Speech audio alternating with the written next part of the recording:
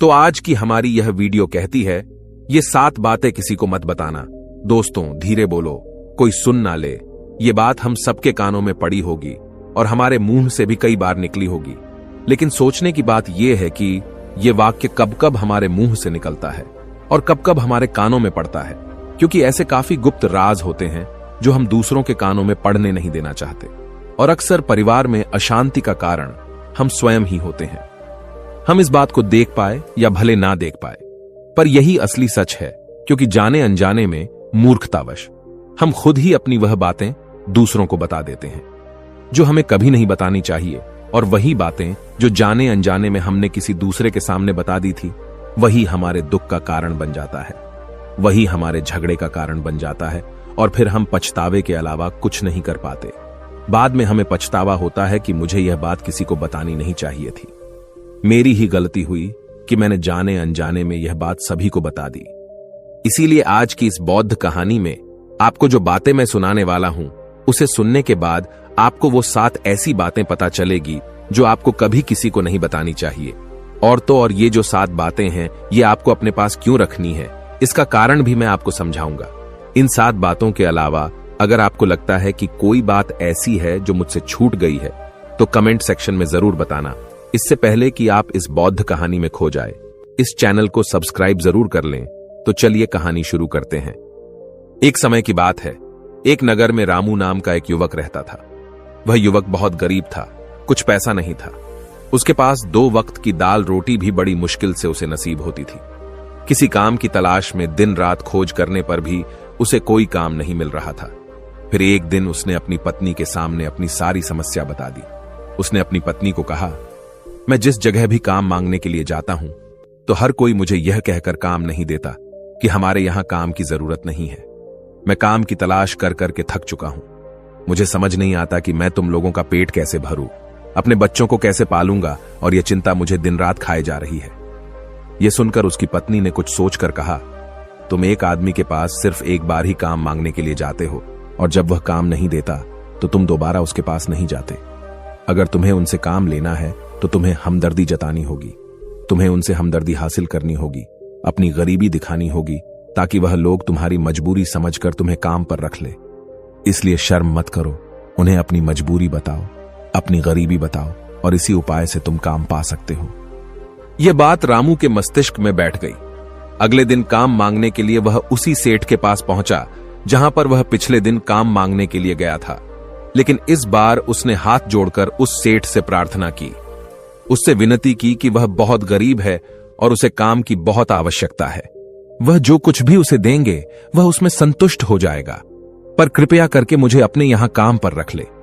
उसकी यह हालत देखकर उस सेठ ने उसे अपने यहां काम पर रख लिया। वह रोज वहां पर काम पर जाने लगा।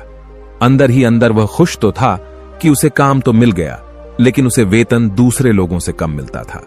वही काम जो दूसरे लोग कर रहे थे, उन्हें ज्यादा वेतन मिल रहा था और उसे कम वेतन मिल रहा था।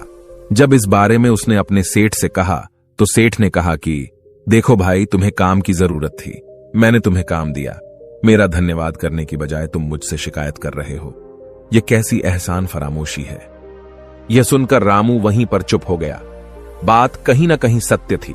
सच थी कि सेठ ने तो उसे उसकी मजबूरी के हिसाब से ही काम दिया था, और इसीलिए वह उसे अपने अनुसार ही वेतन देता था। लेकिन धीरे धीरे उसने यह बात अपने सगे संबंधियों और अपने दोस्तों को भी बताना शुरू कर दी कि उसका सेठ कैसा आदमी है और उसे कितना वेतन देता है। समय बीतता रहा और रामू पूरी लगन के साथ अपना काम करता रहा। लेकिन अब परिस्थितियां बदलने लगी थीं। सेठ अब रामू से दूसरे लोगों से ज्यादा काम लेता था और उनसे कम वेतन उसे देता था। यह बात रामू के मन को बहुत खलती थी। वह दूसरों से ज्यादा मेहनत कर रहा था और उनसे कम वेतन पा रहा था। इससे उसके आत्मसम्मान को बहुत गहरी चोट पहुंची। अब धीरे धीरे उसका मन अपने काम से हटने लगा। उसका मन काम में लगता ही नहीं था। जाहिर सी बात है कि ऐसी जगह किसका मन लगेगा जहां आदमी को अपने आत्मसम्मान के साथ समझौता करना पड़े। इसीलिए जल्द ही उसने अपना काम छोड़ दिया और वह घर पर आकर खाली बैठ गया। अब उसके पास घर का खर्चा चलाने के लिए भी पैसे नहीं बचे थे। इसीलिए उसने अपने सगे संबंधियों और अपने दोस्तों से सहायता मांगनी शुरू की। लेकिन उसके दोस्त उसके सामने तो उसे दया का पात्र समझते थे। उसे दिलासा देते थे, लेकिन पीछे से उसका मजाक उड़ाते थे। वह कहते थे, कितना बेवकूफ है, सेठ ने इतना काम लिया और बेचारे को पैसे भी नहीं दिए। अरे हम इसको पैसे दे दें तो ये कल हमारा भी पैसा नहीं वापस कर पाएगा। इसकी ऐसी हालत है, काम तो इसके पास कुछ है नहीं, पैसा कहां से लाकर देगा। और इसी वजह से रामू की हालत दिन पर दिन खराब होती जा रही थी। अब वो दिन रात तनाव में रहने लगा। वही दोस्त, वही सगी संबंधी जो उसके अपने होने का दिखावा करते थे, वो उसे दया का पात्र समझ रहे थे। उन्हें उसके ऊपर तरस आ रहा था। सब लोग आकर उसे ज्ञान तो बहुत देते थे, लेकिन कोई सहायता नहीं करता था। और अक्सर ऐसा ही होता है, ज्ञान देने वाले तो बहुत मिल जाते हैं, लेकिन मदद करने वाले, उंगली पकड़कर, हाथ पकड़कर आगे चलाने वाले कितने लोग मिलते हैं। फिर एक दिन उसे पता चला कि पड़ोस वाली गांव में एक बौद्ध भिक्षु आया हुआ है जो बहुत ही ज्ञानी है। रामू इतना तनाव में था कि उसे कोई रास्ता नजर नहीं आ रहा था। इसीलिए जाने अनजाने में वह उस बौद्ध भिक्षु के पास पहुंच जाता है। वहां पहुंचकर वह सीधे उनके पैरों में गिरकर रोने लग जाता है। वह रोते रोते उन्हें अपनी सारी परिस्थिति बताता है। उसे बताता है कि किस तरह उसके सेठ ने उसका फायदा उठाया और उसके सगे संबंधी उसके साथ कैसा व्यवहार रखते हैं। सारी बातें सुनकर बौद्ध भिक्षु ने उसे चुप कराते हुए कहा, बेटा, ये सारी समस्याएं तुम्हारी बुद्धिहीनता, तुम्हारी मूर्खता के कारण उत्पन्न हुई है। अगर तुम्हारे अंदर समझ होती और तुम समझदार होते तो इनमें से एक भी समस्या तुम्हारा मन को दुखी नहीं कर सकती थी। लेकिन तुमने अपने अविवेक के कारण, अपनी मूर्खता के कारण खुद ही अपने रास्ते में कांटे बिछा दिए। परंतु आज मैं तुम्हें 7 ऐसी बातें बताने जा रहा हूं जो भूल कर भी किसी को मत बताना। और इन बातों का अनुसरण करते हुए तुम बाहर से मिलने वाले दुखों को तो दूर कर ही सकते हो जो बेवजह दुनिया की वजह से तुम्हारे अंदर पनपते हैं। पहली बात जो किसी को नहीं बतानी चाहिए वह है अपनी मजबूरी। अपनी मजबूरी का दिखावा करके दूसरों का दया पात्र बनकर उनकी सहायता लेने की गलती कभी मत करना। हो सकता है कि आज वह तुम्हारी मजबूरी देखकर तुम्हारी सहायता कर दे, लेकिन कल वह तुम्हारा फायदा उठाने से भी नहीं चूकेगा। और अगर फायदा भी नहीं उठाया तो दूसरों के सामने तुम्हारा मजाक बनाने में वह आदमी कभी नहीं झुकेगा। इसीलिए कभी भी अपनी मजबूरी का दिखावा मत करो। अगर घर में 2 रोटी है, सूखी रोटी है, तो वहीं खाकर सो जाओ, लेकिन दूसरों को इसके बारे में भनक तक नहीं लगनी चाहिए। जरा आप खुद सोचो, मजबूरी बताने का क्या कारण होता है एक इंसान का? या तो वह दूसरों से सहानुभूति हासिल करना चाहता है या उनसे कोई आर्थिक मदद चाहता है। लेकिन अगर दोनों ही परिस्थितियों को आप देखें तो दूसरा आदमी आपका फायदा उठाने से नहीं चूकेगा। और अगर वह फायदा नहीं भी उठाएगा तो अपनी नजर में तो वह आपको मूर्ख ही समझेगा, बेवकूफ समझेगा, और दूसरों के सामने आपका मजाक तो जरूर बनाएगा। इसीलिए अपनी मजबूरी के बारे में कभी किसी को मत बताना। दूसरी बात जो किसी को भी नहीं बतानी चाहिए वह है अपनी अतीत की गलतियां और भविष्य की रणनीतियां। जरा सोचो कि अगर हम अपने अतीत की गलतियां किसी दूसरे को बताते हैं तो उसका क्या प्रभाव होगा। वह गलतियां तो ठीक नहीं की जा सकती, जाहिर है, तो उन्हें बताने का क्या कारण रह जाता है। आप अपने अंधेरे पक्ष को खुद दुनिया के सामने बता रहे हो, खुद अपनी गलतियां दूसरों के सामने बता रहे हो। इससे उस आदमी की नजर में आपका चरित्र कमजोर हो जाएगा और वह भविष्य में हमेशा आपको उसी नजरिए से देखेगा। इसीलिए किसी भी आदमी की नजर में अपना चरित्र गठित मत होने दो। और जरा सोचो कि आप व्यर्थ में ही अपने भविष्य की रणनीतियां दूसरों के सामने बता रहे हो। जो लोग आपके काम का हिस्सा ही नहीं है, उनके सामने अपने भविष्य की रणनीतियां, अपनी डींगे हाँकने का क्या फायदा? वह लोग आपकी सहायता तो नहीं करेंगे, लेकिन आपकी भविष्य की रणनीतियों में बाधा जरूर बन सकते हैं। आप खुद अपनी विवेक का इस्तेमाल करिए और सोचिए कि आपके साथ भी ऐसा हुआ है कि आपने अपनी भविष्य की रणनीति किसी को बताई हो और वह कामयाब ही ना हुई होगा। जरा गौर से सोचिए। तीसरी बात जो किसी को नहीं बतानी चाहिए वह है अपने घर की बातें। जो भी हमारे घर के अंदर हमारी परिवार के साथ होती है, हमारे माँ बाप के साथ, हमारी पत्नी के साथ, हमारे बच्चों के साथ, वह बातें परिवार तक ही सीमित रहनी चाहिए। अगर आप इन बातों का दूसरों के सामने ढिंढोरा पीटते हो तो दूसरों को आपके घर में घुसने का एक मौका मिलता है और वह इसका फायदा उठाने का कभी नहीं चूकते। वे आपके परिवार के सदस्यों को आपसे दूर ले जाने की कोशिश करेंगे। अक्सर ऐसा होता है। हम समाज में देखते हैं कि हम अपने घर के झगड़ों को कम करने के लिए उन झगड़ों को अपने पड़ोसियों और दूसरे सगे संबंधियों को बताते हैं, लेकिन इससे आपको सहायता कभी नहीं मिली होगी, बल्कि आपके घर की लड़ाई झगड़े और ज्यादा बढ़ गए होंगे और वह जाहिर है कि बढ़ेंगे। अगर आप अपने माँ बाप की बात दूसरों को बताएंगे तो आपकी माँ बाप को बुरा लगेगा। यही कि हमारा बेटा हमसे बताए बगैर दूसरों को ये बातें बता रहा है। इसीलिए अपने घर की बातें और अपने घर की लड़ाई झगड़े किसी के सामने मत बताना। अगली बात जो मैं आपको बताने जा रहा हूं, जो किसी को नहीं बतानी चाहिए, वह सुनने पर बहुत अजीब लग सकती है, और वो है कि आप अपनी आमदनी किसी को मत बताना। अब अपनी आमदनी न बताने के पीछे क्या कारण हो सकता है? जरा सोचिए कि आप अपनी आमदनी अपने दोस्तों को बता देते हैं, तो इस हालात में केवल दो बातें हो सकती है। या तो आपकी आमदनी उनसे ज्यादा हो सकती है, या तो फिर आपकी आमदनी उनसे कम हो सकती है।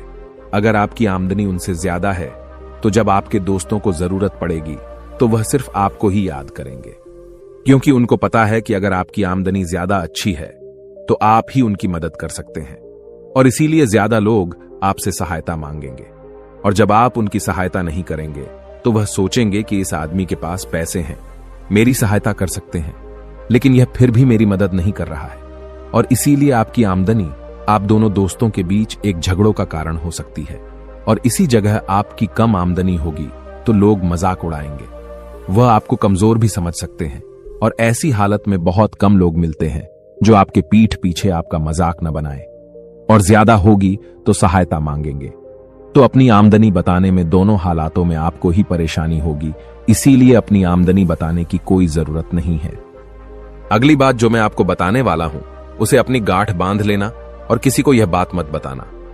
अपनी कमजोरी और अपनी ताकत अक्सर इंसान को पता नहीं होता है कि उसकी कमजोरी या उसकी ताकत क्या है, लेकिन अगर आपको अपनी कमजोरी और अपनी ताकत पता है तो पहली बात तो आप बहुत ही बुद्धिमान आदमी हैं, और दूसरी बात कि आपको यह बातें किसी को पता नहीं लगने देनी है, क्योंकि अगर आपकी कमजोरियां दूसरों को पता चल गईं और अगर भविष्य में आप दोनों दुश्मन बन जाते हैं तो वह आपकी कमजोरियों का फायदा उठाएंगे, और अगर उनको आपकी ताकत पता चल गई तो वही ताकत आपकी कमजोरी बन जाएगी, क्योंकि वह ताकत दूसरे आदमी को पता है, और वह ताकत का तोड़ भी आज नहीं तो कल ढूंढ ही लेगा, क्योंकि हर शेर का सवा शेर होता ही है। ऐसा भी हो सकता है कि इसके बाद आपको उनसे हमेशा दब के रहना पड़े। अगली बात जो किसी को नहीं बतानी चाहिए वह है अपने मित्रों और दुश्मनों के बारे में। अपने मित्रों के साथ बात करना और उनके साथ अपने दोस्तों और दुश्मनों के बारे में आपके अनुभव और विचारों को बताना अच्छा हो सकता है, लेकिन ध्यान और सावधानी से अगर आप अपने मित्रों के बारे में दूसरों को बताते हैं तो वे आपके मित्रों के साथ खिचड़ी पका सकते हैं और आपको धोखा दे सकते हैं। आपके गहरे मित्रों को आपसे दूर करने का प्रयास कर सकते हैं। आमतौर पर सामान्य लोग ऐसा नहीं करते, लेकिन आपके दुश्मन ऐसा करने की कोशिश कर सकते हैं। वे आपके गहरे मित्रों को आपसे दूर करने की कोशिश कर सकते हैं। दूसरी ओर आपके शत्रु के बारे में भी किसी को नहीं बताना चाहिए, क्योंकि आज का मित्र कल आपका दुश्मन बन सकता है, और वह आपके दुश्मन के साथ मिलकर आपको हानि पहुंचा सकता है और धोखा दे सकता है। इसलिए अपने सबसे अच्छे दोस्तों के बारे में भी अपने दुश्मनों के बारे में कभी बात नहीं करनी चाहिए। आखिरी बात में मैं यह कहना चाहता हूं कि जब आप दान करते हैं तो उसके बारे में भी किसी को मत बताएं, नहीं तो दान करना व्यर्थ हो जाता है, बेकार हो जाता है। जब आप अपने दान का ढिंढोरा पीटते हैं तो आप यह बता रहे होते हैं कि आप कितने बड़े दानी पुरुष हैं, और यह आपके अंदर एक अहंकार पैदा करेगा। इसीलिए दान जितना गुप्त रूप से किया जाए उतना ही अच्छा होता है, उतना ही फलदायी होता है। ऐसा कहा जाता है कि जब आपका बायां हाथ दान कर रहा हो तो दाएं हाथ को भी ना पता चले कि बायां हाथ दान कर रहा है। बौद्ध भिक्षु ने रामू को जो 7 बातें बताईं, उनमें संसार के सभी सिद्धांत छिपे हुए हैं। इन बातों का पालन करते हुए आप अपने घर में सुख शांति बना सकते हैं और घर के झगड़े हमेशा के लिए दूर कर सकते हैं। और हमारा कहानी सुनाने का मकसद यही है कि आप और ज्यादा जागृत रहे। आप खुद उन बातों के बारे में सोचें और हमें कमेंट में जरूर बताएं कि आपको ये बातें सच लगी या नहीं। और इनके अलावा भी अगर आप कुछ जानते जो हम यहां बताना भूल गए हैं तो उन बातों को भी कमेंट सेक्शन में जरूर डालें। उम्मीद है कि आपको यह वीडियो पसंद आई होगी, तो आप हमारे दूसरे चैनल प्रोग्रेस इंस्पायर्ड पर भी एक नजर जरूर डालें, क्योंकि उस चैनल पर आपको बिल्कुल नई और अलग कहानियां मिलेंगी। इसी के साथ मैं आपका शुक्रिया करता हूं पूरी वीडियो देखने के लिए, और वीडियो को एक लाइक करना मत भूलिएगा। तो चलिए मिलते हैं अगली वीडियो में, फिर एक नई कहानी और एक नए मैसेज के साथ। नमो बुद्धाय।